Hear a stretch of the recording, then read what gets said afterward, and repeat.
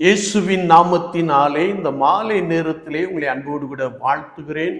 வேதத்தின் வெளிச்சம் என்ற நிகழ்விலே நீங்கள் அழைக்கப்பட்ட அழைப்பை பாருங்கள் என்ற வசனத்தை நாம் தியானித்துக் கொண்டே இருக்கிறோம். இன்றைக்கும் கற்பனைகளை கைக்கொள்ளும்படியாய் ஆண்டவர் நம்மை அழைத்திருக்கிறார். உபாகமத்தின் புஸ்தகம் 5ஆம் அதிகாரம் 10ஆம் வசனத்தை நாம் வாசிக்கின்ற பொழுது, என்னிடத்தில் அன்பு கூர்ந்து என் கற்பனைகளை கை கொள்ளுகிறவர்களுக்கு 1000 தலைமுறை மட்டும் இரக்கம் செய்கிறவனாய் இருக்கிறேன் என்ற ஒரு வார்த்தையை நாம் வாசிக்க முடியும். ஆண்டவர் நமக்கு இரக்கம் காண்பிக்கிறவர் எப்பொழுதென்றால், நான் கர்த்தருடைய கற்பனைகளை கை கொண்டு ஆண்டவரிடத்தில் அன்பு கூர்ந்து நாம் நடக்கின்ற பொழுது ஆண்டவர் நமக்கு இரக்கம் பாராட்டுகிறவராக இருக்கிறார்.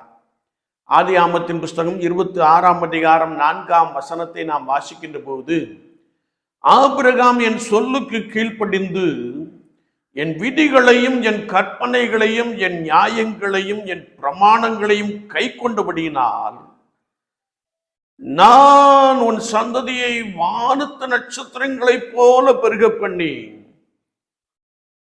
உன் சந்ததிக்கு இந்த தேசங்கள் யாவையும் தருவேன், உன் சந்ததிக்குள் பூமியில் உள்ள எல்லா ஜாதிகளும் ஆசீர்வதிக்கப்படும் என்ற ஒரு வசனத்தை நாம் வாசிக்கிறோம். ஆபிரகாம் கர்த்தருடைய சொல்லுக்கு கீழ்ப்படிந்தபடினாலே வானத்து நட்சத்திரங்களைப் போல அவனை பெருக பண்ணினார் என்பதை நாம் நன்றாய் அறிந்திருக்கிறோம். லேவியராகமத்தின் புஸ்தகம் 26ஆம் அதிகாரம் 3ஆம் வசனத்தை நாம் வாசிக்கின்ற போது, நீங்கள் என் கட்டளையின்படி நடந்து என் கற்பனைகளை கை கொண்டு அவைகளின்படி செய்தால் ஏற்ற காலத்திலே தேசத்திலே மழையை பண்ணுவேன், பூமி தன் பலனை தரும், தேசத்தில் சமாதானம் உண்டாகும், நான் உங்கள் மேல் கண்ணோக்கமாயிருந்து உங்களை பலுகவும் பெருகவும் பண்ணுவேன், நான் உங்கள் நடுவிலே உலாவி வருவேன், நீங்கள் என் ஜனமாயிருப்பீர்கள் என்று ஒரு மாபெரும் பாக்கியத்தை நாம் பெற்றுக்கொள்ளுகிற ஜனமாக இருக்கிறோம் என்பதை குறித்து வசனம் சொல்லுகிறது. ஒருவேளை ஆசீர்வாதம் வேண்டுமே என்றால், பூமி தன் பலனை தர வேண்டுமே என்றால், கைகளின் பிரயாசங்கள் ஆசீர்வதிக்கப்பட்டு இருக்க வேண்டுமே என்றால், எங்கள் கற்பனைகளை கை கொண்டு அவைகளின்படி செய்ய வேண்டும் என்பதை குறித்து வசனம் மிக தெளிவாக கற்றுக் கொடுக்கிறது. பரிசுத்த லூக்கா 1:6 நாம் வாசிக்கின்ற பொழுது, சகரியாவும் எலிசபெத்தும் கர்த்தரிட்ட சகல கற்பனைகளின்படியையும் நடந்து தேவனுக்கு முன்பதாக நீதி உள்ளவர்களாக இருந்தார்கள். பரிசுத்த யோவான் 14:15 நாம் வாசிக்கின்ற பொழுது, நீங்கள் என்னிடத்தில் அன்பாயிருந்தால் என் கற்பனைகளை கை கொள்ளுங்கள். யோவான் 15:10 நாம் வாசிக்கிறோம், என் கற்பனைகளை கை கொண்டிருந்தால் என்னுடைய அன்பிலே நிலைத்திருப்பீர்கள். 1 யோவான் 2:3 நாம் வாசிக்கின்ற பொழுது, அவருடைய கற்பனைகளை நாம் கை கொண்டிருந்தால் அவரை அறிந்திருக்கிறோம். 1 யோவான் 2:4 நாம் வாசிக்கின்ற பொழுது, அவரை அறிந்திருக்கிறேன் என்று சொல்லியும் அவருடைய கற்பனைகளை கை கொள்ளாதவன் பொய்யனாயிருக்கிறான், அவனுக்குள் சத்தியம் இல்லை. 1 யோவான் 5:3 நாம் வாசிக்கின்ற பொழுது, அவருடைய கற்பனைகள் எல்லாம் பாரமானவைகள் அல்லவே, அவைகள் நாம் பின்பற்றக்கூடியவைகளே என்று ஒரு வார்த்தையிலே நாம் வாசிக்கிறோம். பரிசுத்த மார்க்கு 12:30-31 நாம் வாசிக்கின்ற பொழுது, உன் தேவனாகிய கர்த்தரிடத்தில் உன் முழு இருதயத்தோடும் உன் முழு ஆத்துமாவோடும் உன் முழு மனதோடும் உன் முழு பலத்தோடும் அன்பு கூறுவாயாக, அப்படியே காண்கிற உன் சகோதரிடத்தில் நீ அன்பு கூற வேண்டும் என்பதை குறித்து ஆண்டவர் தெளிவாய் சொல்லி இருக்கிறார். இவைகள் பிரதான கற்பனைகள் மாத்திரமல்ல, தீர்க்க தரிசனங்கள் அடங்கியுள்ளன என்ற ஒரு வசனத்தை நாம் வாசிக்கிறோம். என்னை கேட்டுக்கொண்டிருக்கிற என் அன்பு சகோதரனே சகோதரியே, நம்முடைய வாழ்க்கையெல்லாம் பார்க்கின்ற பொழுது மாய்மாலமான ஒரு அனுபவத்தை நாம் பார்க்கிறோம். கர்த்தருடைய சபைக்கு சொல்லுகிறோம், கர்த்தருடைய ஆலயத்திற்கு சொல்லுகிறோம், ஆனால் ஒரு பூரண அன்பு ஒருவருக்கொருவர் காணப்படாதபடியினாலே நாம் அன்பற்ற நிலைமையிலே ஆண்டவரை அறிந்திருந்தும் அவரை ஆராதிக்கிறோம் என்று சொல்லி பொய் சொல்லுகிறவர்களாக இருக்கிறோம் என்பதை குறித்து வசனம் மிக தெளிவாக கற்றுக் கொடுக்கிறது.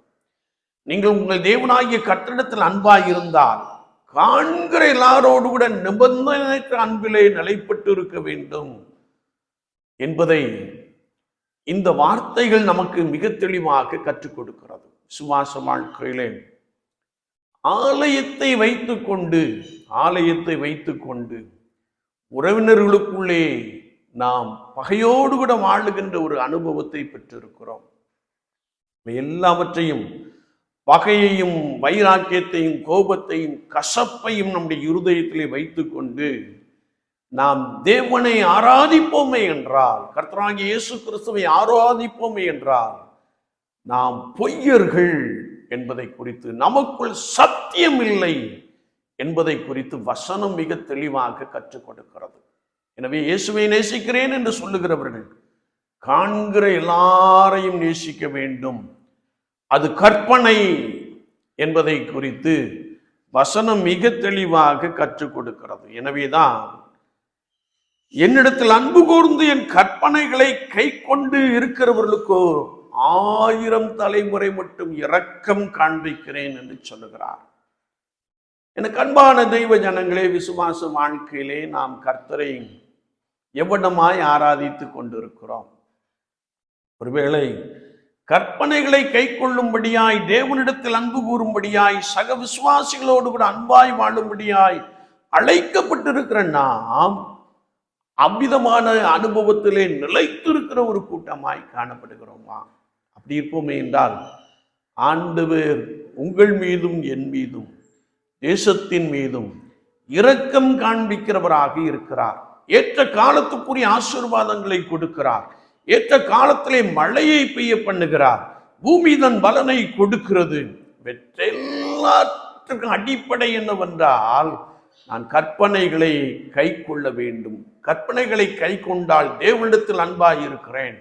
தேவனிடத்தில் அன்பாய் இருந்தால் நான் வாழ்ந்து கொண்டிருக்கிற பகுதியிலே எல்லாரோடு கூட அன்பாய் இருக்கிறேன். Whether he or she may be a Hindu or Musalman or anyone, நான் எல்லாரோடு கூட அன்பாய் வாழுகின்ற ஒரு பெரிய கிருபையை பெற்றிருக்கிறேன் என்பதாக வேதம் நமக்கு தெளிவாய் கற்றுக் கொடுக்கிறது. விசுவாச வாழ்க்கையிலே நாம் எப்படி கர்த்தரை ஆராதித்துக் கொண்டிருக்கிறோம்?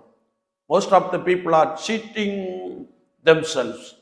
தங்களை தாங்களே ஏமாற்றி கொண்டு வாழுகின்ற ஒரு அனுபவத்தை, வஞ்சித்துக் கொண்டு வாழுகின்ற ஒரு அனுபவத்தை பார்க்க முடியும். அது அல்ல. நான் மெய்யாகவே கற்பனைகளை கை கொண்டு வாழுகின்ற பொழுது பூரண அன்பு நமக்குள்ளே காணப்படும். அந்த அன்பை எல்லாரிடத்திலும் வெளிப்படுத்துவோம். குறிப்பாக தேவனிடத்தில் வெளிப்படுத்துவோம். ஆண்டவர் உங்களை பலமாய் ஆசீர்வதிப்பாராக. ஆமீன், ஆமீன்.